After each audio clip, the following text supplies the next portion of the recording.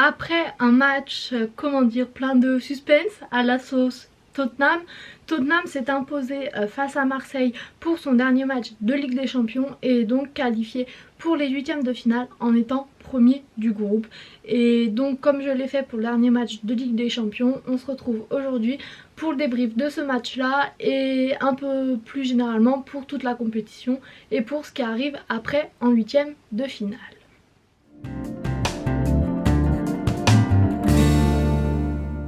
Pour commencer, pour ce match là, oui, c'est très bien, c'est même incroyable, on est qualifié en étant premier de notre groupe et quand on voit les matchs qu'on a joués durant toute cette phase de poule, c'est vraiment incroyable parce que, et c'est mon premier point, on a vraiment un jeu qui est une catastrophe, qui est honteux, qui est scandaleux, on peut mettre tous les qualificatifs qu'on veut dessus, mais moi, s'il n'y avait pas la victoire, je serais très énervée. Ça a été le cas pendant à peu près 90 minutes, 91 minutes, parce qu'on ne propose vraiment rien. On attend que l'équipe adverse vienne nous chercher, on attend d'encaisser un but pour se réveiller et c'est vraiment scandaleux. Je suis moins énervée parce qu'il y a eu la victoire, il y a eu l'euphorie de la victoire, donc ça m'a un peu calmée.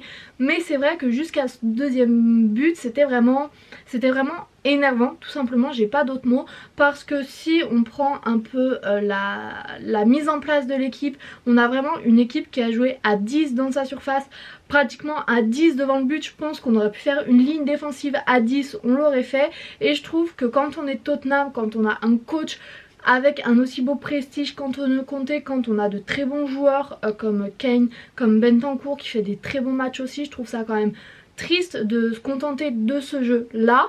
On savait qu'un match nul nous suffisait pour gagner et en fait on a joué que pour ça. Quand il y avait 0-0 on n'a pas cherché plus loin. Quand on s'est fait ouvrir le score, quand on a encaissé le premier but, là on a été chercher parce qu'on n'avait pas trop le choix, mais on a marqué très tôt en première mi-temps et ensuite on a continué à regarder Marseille jouer, Marseille attaquer. On est passé pas loin à chaque fois d'un deuxième but de Marseille. Et le deuxième but de Tottenham intervient à un moment où Marseille est complètement jeté vers l'attaque, c'est complètement projeté et n'a pas laissé de défenseur. Sinon je pense que le deuxième but allait jamais arriver et je trouve ça dommage. Au niveau des joueurs, en première mi-temps, on a vu que Sessegnon ça marchait pas du tout. Son côté droit a été vraiment porte ouverte pendant toute la première mi-temps. Dès que Marseille devait faire une contre-attaque, organiser une attaque, il passait de ce côté-là. Et chaque fois ça passait. Donc Sessegnon, je suis un peu partagée pour lui puisqu'il fait de très bons matchs, mais dans les grands matchs comme aujourd'hui, généralement il répond pas présent. Et donc si on va aller plus loin, c'est juste pas suffisant pour lui. Il faut une autre alternative. À ce poste là il n'y a pas forcément grand monde. Perisic a aussi ses limites, mais c'est vrai que c'est pour moi le plus gros point faible qu'on a eu en défense.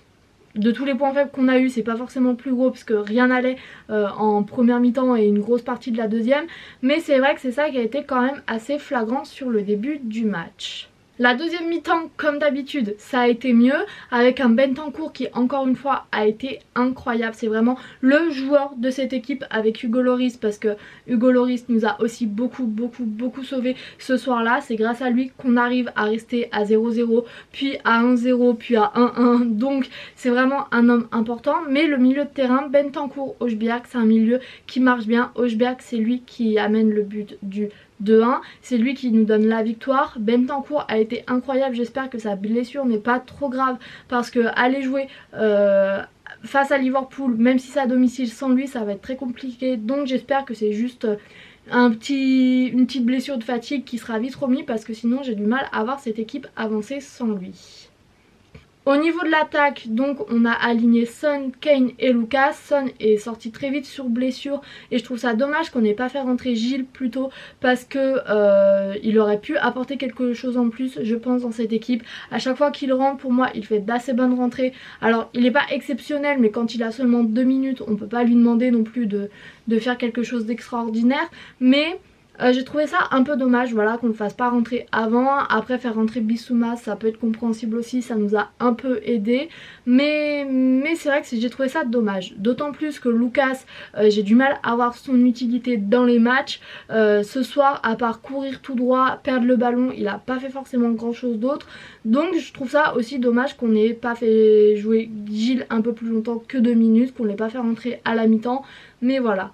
Kane pour moi a fait un assez bon match de par ses passes, de par ses décalages, mais c'est vrai que devant le but il y avait un peu de déchets qu'on lui connaît pas trop, mais je pense que c'est aussi la manière dont l'équipe est configurée qui ne le met pas forcément en valeur. Et en défense, donc pour finir, c'est le seul secteur que j'ai pas évoqué.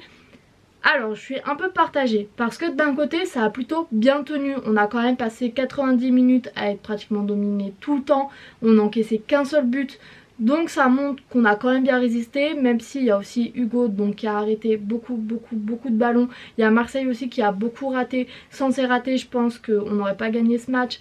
Donc la défense oui elle a résisté mais il y a aussi beaucoup de facteurs de l'équipe adverse qui rentrent en compte aussi.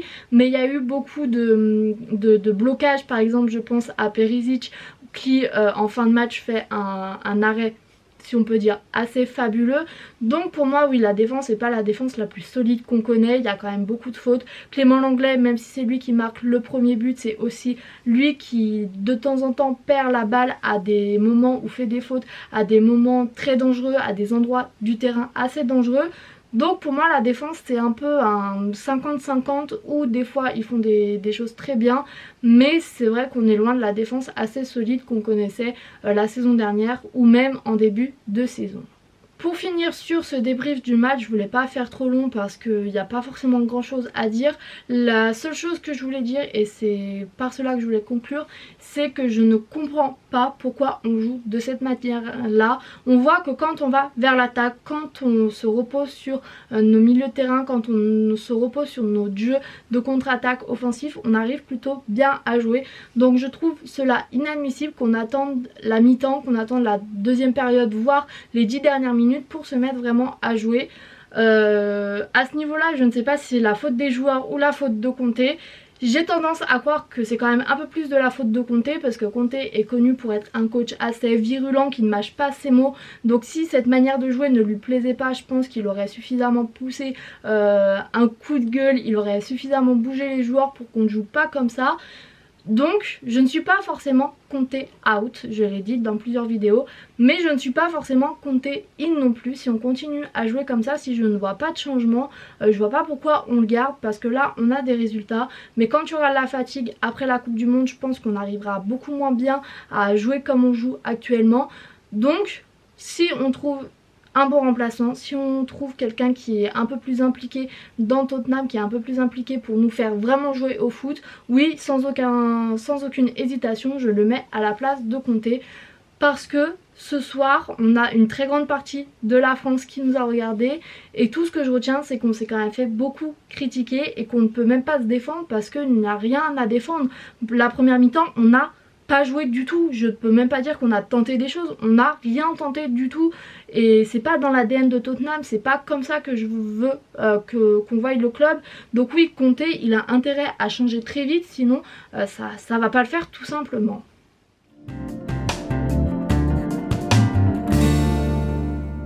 Bon, on est quand même en huitième de finale, ça c'est la bonne nouvelle. Alors oui, ça va être loin d'être des huitièmes de finale faciles, parce que si on continue à jouer comme ça, n'importe quel club, même un club de 4ème division, ça sera compliqué de jouer contre eux. Mais donc s'affichent tous les potentiels opposants qu'on va avoir. Pour certains groupes, on n'est pas encore sûr de l'équipe qui est qualifiée en deuxième position. Donc je vais donner un peu mes envies sans être forcément sûre que ces clubs seront qualifiés, mais j'ai pas trop le choix de faire autrement.